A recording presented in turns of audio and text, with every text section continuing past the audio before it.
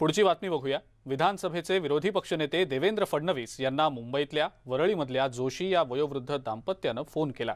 Phone करून त्यांनी नागपूरमधल्या नॅशनल कॅन्सर इन्स्टिट्यूटला 2 लाखांची मदत देऊ केली। मोबाईलवरून त्यांच्यामध्ये संवाद झाला आणि त्यांनी धनादेश घ्यायला सांगितलं। फडणवीस यांच्या सहकाऱ्यांनी तो धनादेश आणला। जोशी काका काकूंनी देवेंद्र फडणवीस यांचं नागपूर इथलं भाषण ऐकलेलं होतं।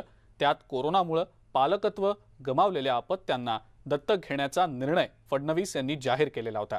त्यानंतर या उपक्रमाला मदत करण्यासाठी जोशी दाम्पत्यानं पुढाकार घेतलाय। नमस्कार नमस्कार। मला तुम्हाला तुमच्याशी बोलायला मिळाले असं मी खरंच भाग्य समजते।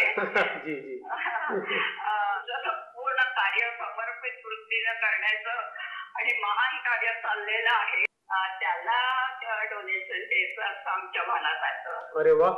दुसरं असं की आता जे 100 मुलांचं तुम्ही पालकत्व स्वीकारलंय हो हो हो हो हा तर त्याला पण म्हणजे असं की आम्ही 2 लाख देणार आहोत। हो हो हो हा तर त्यातली असं काही 2 ठिकाणी करायचं असेल तरी आम्हाला चालणार। चालेल चालेल अगदी अगदी जरूर जरूर जरूर। खरंच म्हणजे तुमचं मी आभारी मानतो आणि खरं मनापासून म्हणजे मी हे अप्रिशिएट करू इच्छितो की तुमच्या मनामध्ये हा विचार आला आणि अशा प्रकारे मदत केली पाहिजे।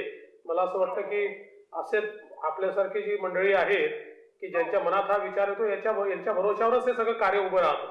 त्याच्यामुळे खूप महत्वाचा विचार आहे। मेहनत म्हणजे आपण तुमचं समर्पण जे आहे ना देशभक्ती जी आहे ना त्याला तोड नाही करत।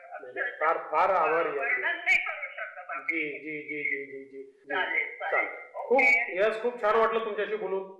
मला पण खूप छान वाटलं। दुपारच्या बातम्यांमध्ये वेळ झाली आणखीन एका ब्रेकची। बघत रहा न्यूज 18 लोकमत।